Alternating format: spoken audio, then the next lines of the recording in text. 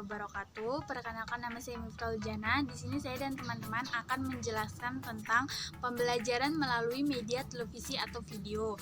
Sebelumnya saya akan menjelaskan tentang media pembelajaran. Apa itu media pembelajaran? Media pembelajaran merupakan suatu teknologi pembawa pesan yang digunakan untuk keperluan pembelajaran. Media pembelajaran adalah suatu sarana fisik untuk menyampaikan materi pelajaran dalam menunjang keberhasilan proses belajar mengajar. Adapun fungsi media pembelajaran tidak terlepas dari dua hal, yaitu metode dan media pembelajaran. Fungsinya antara lain yang pertama itu sebagai alat bantu proses pembelajaran, yang kedua sebagai komponen dari subsistem pembelajaran, yang ketiga sebagai pengarah dalam pembelajaran, yang keempat sebagai permainan dan membangkitkan pertumbuhan serta motivasi siswa, yang kelima meningkatkan hasil dari proses pembelajaran. Adapun manfaat media pembelajaran, yang pertama menumbuh kembangkan motivasi siswa, yang kedua materi yang dimaknai sehingga lebih mudah dipahami siswa, yang ketiga metode pembelajaran yang bervariasi, yang keempat siswa lebih banyak melakukan kegiatan atau aktif dalam pembelajaran. Adapun ciri dari media pembelajaran, yang pertama yaitu ciri fiksatif. Ciri fiksatif ini memiliki kemampuan menyimpan, merekam, melestarikan, dan merekomendasikan suatu peristiwa atau objek. Yang kedua yaitu ciri manipulatif, yaitu memiliki ciri suatu peristiwa atau kejadian yang memakan waktu lama yang disajikan kepada siswa dengan pengambilan gambar time-lapse recording. Sedangkan yang ketiga yaitu ciri distributif. Ciri distributif yaitu ciri yang ditransportasikan secara bersamaan melalui ruang yang disajikan kepada jumlah besar siswa. Adapun klasifikasi media pembelajaran dibagi menjadi tiga, yaitu klasifikasi menurut sifatnya dibagi menjadi tiga, yaitu media auditif, media visual, dan media audiovisual. Sedangkan menurut jangkauannya media dibagi menjadi dua, yaitu media yang memiliki daya liput serentak dan tidak terbatas. Yang kedua yaitu media yang memiliki daya liput terbatas oleh ruang dan waktu. Yang ketiga yaitu media berdasarkan jangkauannya, yaitu dibagi menjadi dua, yaitu media yang diproyeksikan dan media yang tidak diproyeksikan. Sedangkan selanjutnya yaitu saya akan menjelaskan tentang pengertian televisi. Menurut Arsyad 2002, televisi adalah merupakan sistem elektronik yang mengirimkan gambar diam dan gambar hidup secara bersamaan melalui suara kabel. Menurut Effendi 1994, fungsi televisi terbagi menjadi tiga. Yang pertama yaitu fungsi kejelasan atau penjelasan. Contohnya yaitu seperti berita yang disiarkan di TV secara langsung atau live. Yang kedua yaitu fungsi pendidikan, yaitu untuk meningkatkan pengetahuan dan penalaran masyarakat. Contohnya yaitu TVRI yaitu lomba cepat-cepat, dan Trans TV yaitu Indonesia Pintar. Sedangkan yang ketiga yaitu fungsi hiburan. Fungsi hiburan ini sangat berperan penting bagi masyarakat karena untuk memenuhi kebutuhan aktivitas di luar masyarakat. Contohnya seperti talk show dan OVJ. Yang selanjutnya yaitu karakteristik media televisi. Yang pertama, televisi sebagai media komunikasi massa. Televisi adalah salah satu bentuk media komunikasi massa yang selain mempunyai daya tarik yang kuat disebabkan unsur-unsur kata, audio, juga memiliki keunggulan unsur visual berupa gambar hidup yang dapat menimbulkan pengalaman mendalam bagi yang melihatnya. Selanjutnya, adapun televisi sebagai media elektronik. Tujuan dan fungsi televisi sebagai media elektronik. Yang pertama, mengembangkan mental masyarakat Indonesia yang beriman dan bertakwa kepada Tuhan Yang Maha Esa. Kedua, memperkokoh persatuan dan kesatuan bangsa. Dan yang ketiga, mengembangkan masyarakat adil dan makmur. Adapun manfaat televisi ada tiga, yaitu yang pertama manfaat kognitif adalah yang berkaitan dengan ilmu pengetahuan atau informasi yang ditayangkan seperti program, siaran pembelajaran, dan berita. Kedua, manfaat afektif, yaitu kepekaan sosial, kepedulian sesama manusia, dan sebagainya. Dan yang ketiga, manfaat yang bersifat psikomotor, yaitu berkaitan dengan keterampilan, tindakan, dan perilaku yang positif. Kemudian, kelebihan dan kelemahan media pembelajaran televisi. Kelebihannya yang pertama yaitu televisi dapat memancarkan berbagai jenis bahan audiovisual termasuk gambar diam, film, objek, dan berita. Kelemahannya yaitu yang pertama, televisi pada saat disiarkan akan berjalan terus dan tidak ada kesempatan untuk memahami pesan-pesannya sesuai dengan kemampuan individual siswa. Adapun media televisi dan pembelajaran jarak jauh yaitu penggunaan media televisi sebagai alat pendidikan tidak saja menguntungkan peserta didik yang terdaftar dalam institusi pendidikan jarak jauh, tetapi masyarakat umum yang tertarik untuk memperluas wawasan pengetahuannya dapat pula mengikuti program yang ditayangkan. Selanjutnya, sejarah singkat media televisi. Media televisi ini diawali oleh penemuan Paul Newcock, seorang ilmuwan Jerman, pada tahun 1884. Ia berhasil mengirim gambar elektronik dengan menggunakan kepingan logam yang ia sebut sebagai teleskop elektrik dengan resolusi 18 garis. Karena ketekunannya, Paul Newcock akhirnya menemukan sebuah alat yang kemudian disebut Jatra Newcock atau disebut juga Newcock 1000. Hal ini terjadi antara tahun 1883 sampai 1884. Pada tahun 1964, prototip sel tunggal display televisi plasma pertama kali diciptakan oleh Donald Bit dan Genio Slot yang kemudian dilanjutkan oleh Larry Weber. Kemudian, pada tahun 1967, Ferguson menemukan teknik twisted pneumatic, yaitu layar LCD yang lebih praktis. Pada tahun 1981, stasiun televisi Jepang NHK mendemonstrasikan perkembangan televisi terbaru, yaitu teknologi HDTV dengan resolusi mencapai 1125 garis. Setelah puluhan tahun melakukan penelitian, akhirnya proyek layar plasma Larry Weber selesai pada tahun 1995. Ia berhasil menciptakan layar plasma yang lebih stabil dan cemerlang. Larry Weber kemudian mengadakan riset dengan investasi senilai 26 juta dolar Amerika Serikat dari perusahaan Matsushita. Hingga akhirnya pada dekade 2000 masing-masing, jenis layar semakin disempurnakan baik LCD plasma maupun CTR, hingga kini masing-masing teknologi tersebut terus mengeluarkan produk terakhir yang lebih sempurna.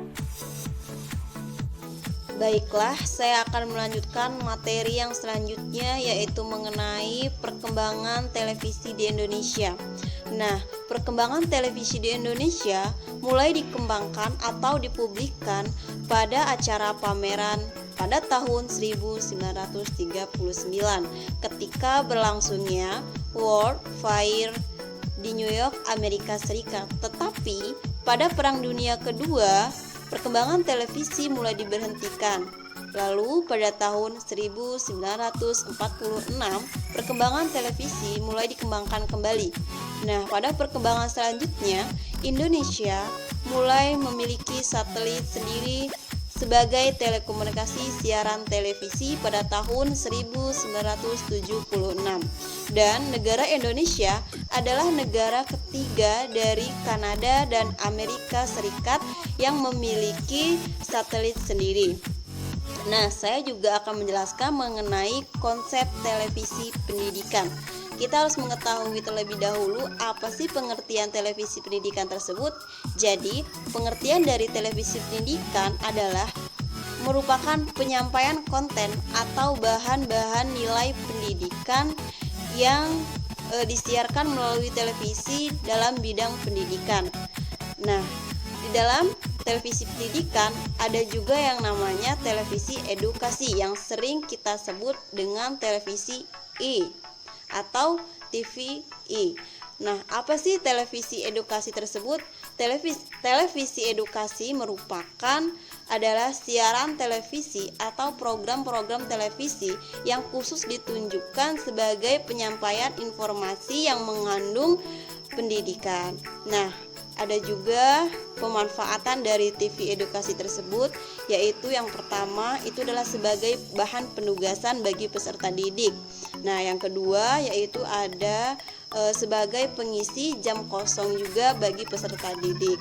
Nah, ada juga perkembangan televisi edukasi tersebut, yaitu perkembangan televisi edukasi setiap tahun dia berkembang dengan pesat, tetapi perkembangan televisi tersebut itu hanya ada pada kalangan tertentu yang menerima atau yang akan sadar akan pendidikan tersebut.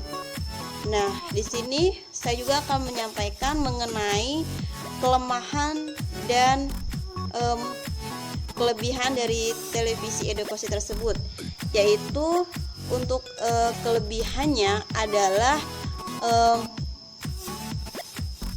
membuka pemahaman mengenai informasi baru. Yang kedua yaitu bertindak mendorong anak-anak untuk belajar.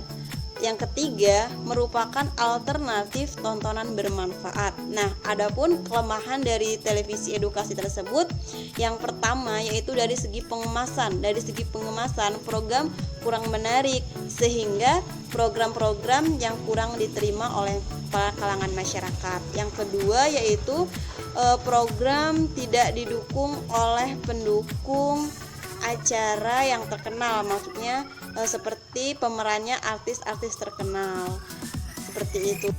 Yang H, media televisi sebagai sarana pembelajaran. Televisi dapat dijadikan sarana pembelajaran yang efektif dan efisien. Keuntungan ini tersedia melalui berbagai tayangan yang disajikan. Kita hanya tinggal memilih dan memilah tayangan yang memadai sebagai sarana pembelajaran kita. Di sini televisi diletakkan dalam kerangka positif sebagai media pertukaran informasi, pemikiran, karya, media bahan kajian ilmiah, dokumentasi, dan lain sebagainya. Yang I, media video pembelajaran. Yang pertama, pengertian media video pembelajaran. Salah satu dari audio visual adalah video pembelajaran. Arsyad mengemukakan video merupakan serangkaian gambar gerak yang disertai suara yang membentuk satu kesatuan yang dirangkai sebagai menjadi sebuah alur dan pesan-pesan di dalamnya. Untuk tercapai tujuan pembelajaran yang disimpan dengan proses penyimpanan pada media pita atau disk. Format video. Umumnya format video pada saat itu terbagi menjadi dua. Yang pertama adalah pitu format piringan atau disk, dan pita yang dikemas dalam bentuk kaset dengan ukuran bermacam-macam, model yang beraneka ragam, tingkat kecepatan yang berbeda, dan mesin pemutaran yang khusus. Yang ketiga, kelebihan dan kekurangan media video. Kelebihan media video adalah memberi pesan yang dapat diterima secara lebih merata oleh siswa. Yang kedua, mengatasi keterbatasan ruang dan waktu. Yang ketiga, lebih realistis, dapat diulangi dan dihentikan sesuai kebutuhan kita. Yang keempat, memberikan kesan yang mendalam dan dapat mempengaruhi sikap siswa tersebut. Kelemahannya, jangkauannya terbatas, yang pertama. Yang kedua, sifatnya komunikasi satu arah. Yang ketiga, gambarnya relatif kecil. Yang keempat, kadangkala terjadi distorsi gambar dan warna akibat kerusakan atau gangguan magnetik. Oke, baiklah. Saya akan menerangkan materi selanjutnya, yaitu mengenai penulisan garis besar isi media siaran atau GBIMS dan penulisan naskah. GBIMS merupakan petunjuk yang dijadikan pedoman atau acuan bagi para penulis naskah dalam pembuatan program media. GBIMS dibuat dengan mengacu kepada analisis kebutuhan, tujuan, dan pengembangan materi sebelumnya. GBIMS juga dapat membantu para penulis naskah dalam menentukan atau memprediksi panjang durasi program yang akan dibuat. Yang K, ada penulisan naskah media televisi. Yang pertama ada pengertian naskah. Jadi naskah media di sini dapat diartikan sebagai informasi tertulis yang nantinya dijadikan pedoman atau acuan dalam pembuatan program media. Adapun program media apapun yang akan dibuat pastilah membutuhkan naskah. Maka dari itu naskah perlulah atau sangat penting untuk dibuat. Adapun langkah-langkah dalam penulisan naskah itu sendiri, yaitu yang pertama ada gagasan atau ide, yang kedua ada pengumpulan data atau informasi, yang ketiga ada penulisan sinopsis, lalu ada penulisan skenario, dan yang terakhir ada review atau pengkajian. Yang kedua yaitu naskah media video. Naskah media video atau media video sendiri itu adalah media informasi yang menyajikan data informasi berupa suara ataupun visual. Adapun yang berupa suara itu seperti musik, sound effect, narasi, dan dialog. Sedangkan yang berupa visual yaitu seperti foto, baik itu foto bergerak ataupun tidak bergerak, dan animasi. Yang ketiga ada format video. Format video di sini sebetulnya sama saja, yaitu berupa berupa tabel yang berkolom 2. Yang kolom pertama atau yang sebelah kiri itu biasanya menampilkan informasi visualisasinya, sedangkan yang kanan biasanya berupa suara seperti sound effect, dialog, dan narasi. Yang keempat ada skrip atau skenario. Jadi skrip atau skenario ini sangat bermanfaat bagi para pembuat program media, khususnya untuk kameramen dan pencatat adegan. Yang kelima ada petunjuk pengambilan gambar. Petunjuk pengambilan gambar sendiri adalah posisi kamera kepada objek yang akan diambil. Jadi petunjuk pengambilan gambar ini ada 3. Yang pertama ada long shoot, ada medium shoot, dan ada close up. Yang keenam ada gerakan kamera. Jadi visualisasi gambar yang ada pada layar itu dipengaruhi oleh gerakan kamera, yang hasilnya nanti bisa posisinya berubah-ubah atau latar yang berubah-ubah. Adapun dari gerakan kamera, gambar yang berubah-ubah ini, visualisasi gambar yang berubah-ubah ini dapat dipengaruhi oleh efek visual dasar. Baiklah, demikianlah tadi penjabaran materi yang dapat disampaikan oleh kelompok 4. Mohon maaf apabila ada kesalahan kata atau tingkah laku. Kami akhiri. Wassalamualaikum warahmatullahi wabarakatuh.